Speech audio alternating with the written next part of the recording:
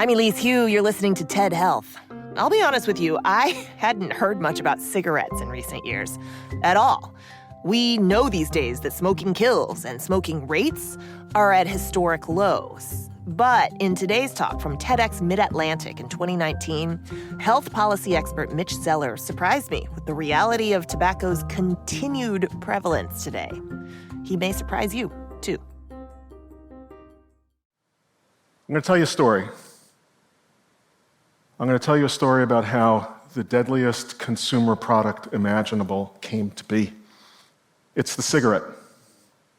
The cigarette is the only consumer product that, when used as intended, will kill half of all long-term users prematurely later in life. But this is also a story about the work that we're doing at the Food and Drug Administration, and specifically the work that we're doing to create the cigarette of the future that is no longer capable of creating or sustaining addiction. A lot of people think that the tobacco problem or the smoking problem has been solved in the United States because of the great progress that's been made over the last 40, 50 years when it comes to both consumption and prevalence. And it's true. Smoking rates are at historic lows. It's true for both adults and for kids. And it's true that those who continue to smoke are smoking far fewer cigarettes per day than at any time in history.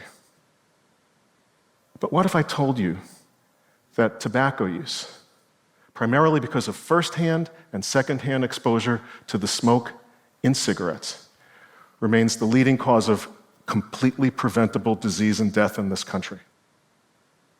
Well, that's true.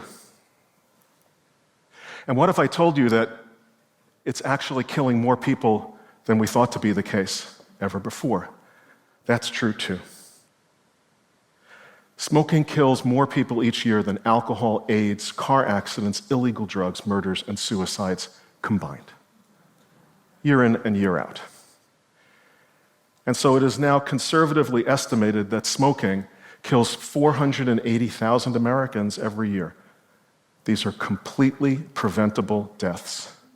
How do we wrap our heads around a statistic like this? How do we deal with this at a population level when there are 480,000 moms, dads, sisters, brothers, aunts, and uncles dying unnecessary deaths every year from tobacco?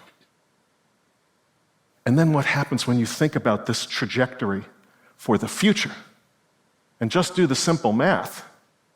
From the time of the 50th anniversary Surgeon General's report 5 years ago, when this horrible statistic was raised, just through mid-century, that's more than 17 million avoidable deaths in the United States from tobacco use, primarily because of cigarettes.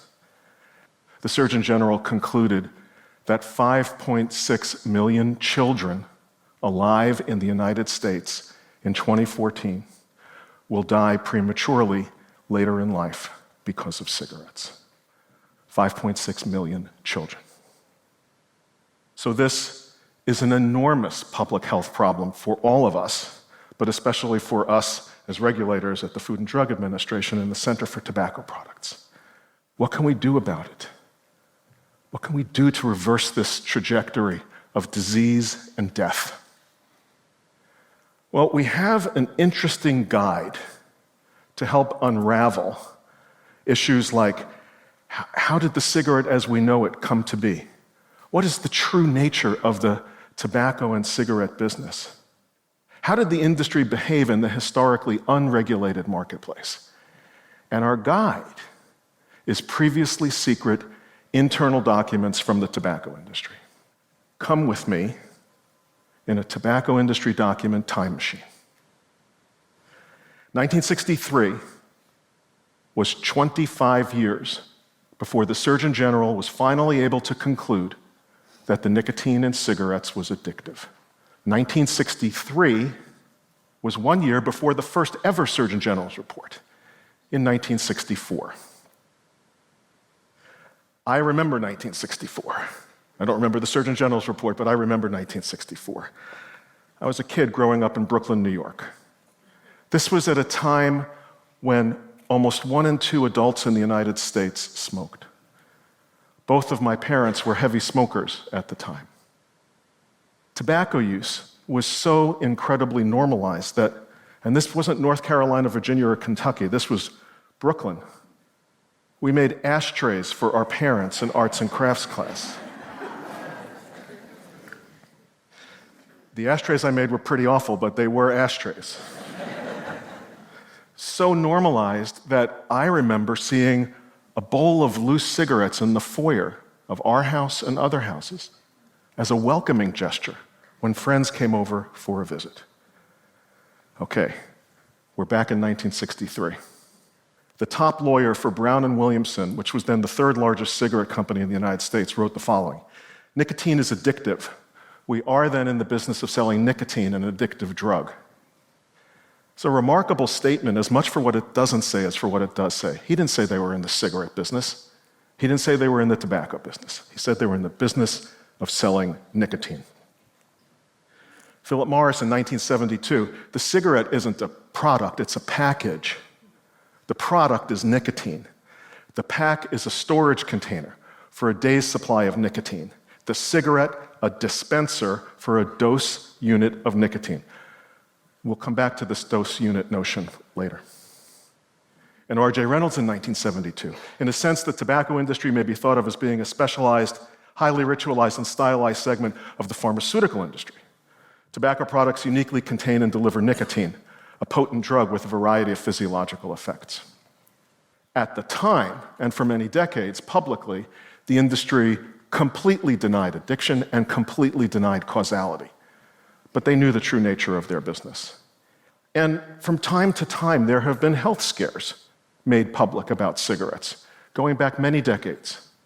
How did the industry respond? And how did they respond in this historically unregulated marketplace?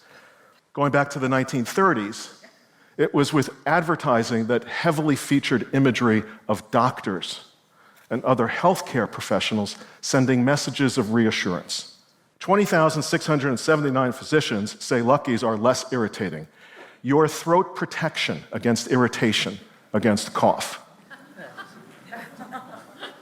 We laugh, but this was the kind of advertising that was there to send a health message of reassurance.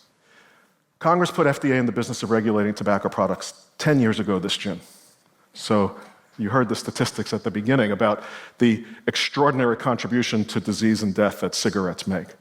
We've also been paying a lot of attention to how the cigarette works as a drug delivery device and the remarkable efficiency with which it delivers nicotine. So let's take a look. When the smoker puffs on the cigarette, the nicotine from that puff gets up into the brain in less than 10 seconds. Less than 10 seconds. Up in the brain, there are these things called nicotinic receptors. They're there waiting. They're waiting for, in the words of that Philip Morris document, the next dose unit of nicotine.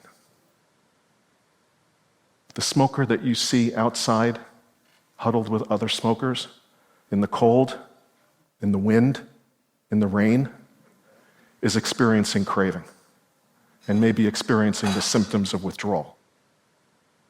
Those symptoms of withdrawal are a chemical message that these receptors are sending to the body saying, feed me. And a product that can deliver the drug in less than 10 seconds turns out to be an incredibly efficient and incredibly addictive product. We have spoken to so many addiction treatment experts over the years, and the story I hear is the same over and over again.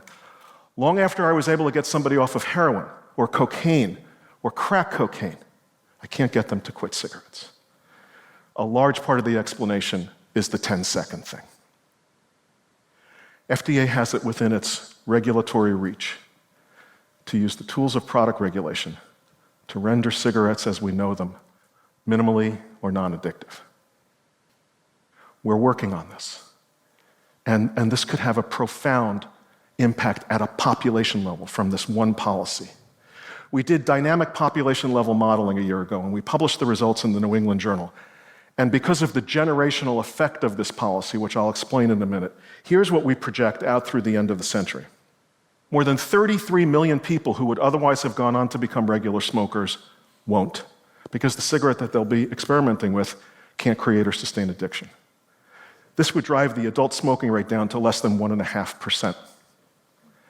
And these two things combined would result in the saving of more than 8 million cigarette-related deaths that would otherwise have occurred from the generational impact of this. Now, why am I saying generational? It's about kids. Experimentation, regular smoking, addiction, decades of smoking, and then the illness, and that's why we're talking about a product that will kill half of all long-term users prematurely later in life.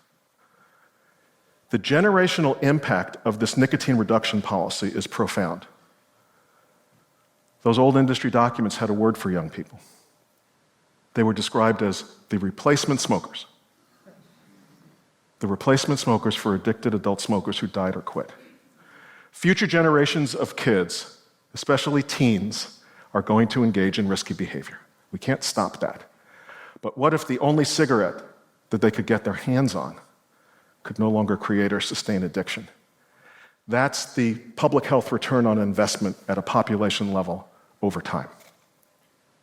Haven't said anything about e-cigarettes, but I have to say something about e-cigarettes.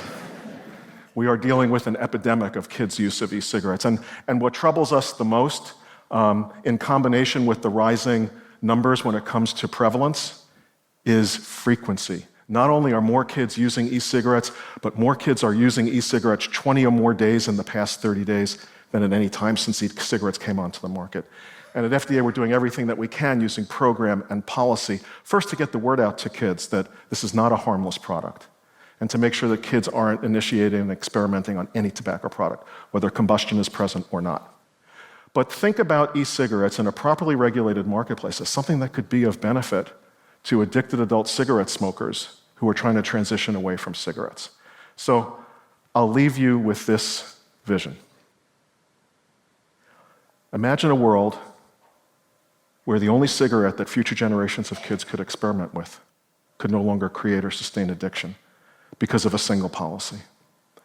Imagine a world where health-concerned cigarette smokers, especially if a policy goes into effect that takes the nicotine levels down to minimally or non-addictive levels, could transition to alternative and less harmful forms of nicotine delivery, starting with FDA-approved nicotine medications like the gum patch and lozenge. And finally, imagine a world in a properly regulated marketplace, whether it's e-cigarettes or whatever the technology of the day. It's not the product developers and the marketers who decide which products come to market and what claims get made for them. It's review scientists at FDA who look at applications and decide, using the standard that Congress has entrusted us to implement and enforce, whether a particular product should come to market, because the marketing of that product, in the words of our law, would be appropriate for the protection of the public health. These are the kinds of powerful regulatory tools that are within our reach to deal with what remains the leading cause of completely preventable disease and death in the country. If we get this right, that trajectory, those 5.6 million kids, is breakable. Thank you.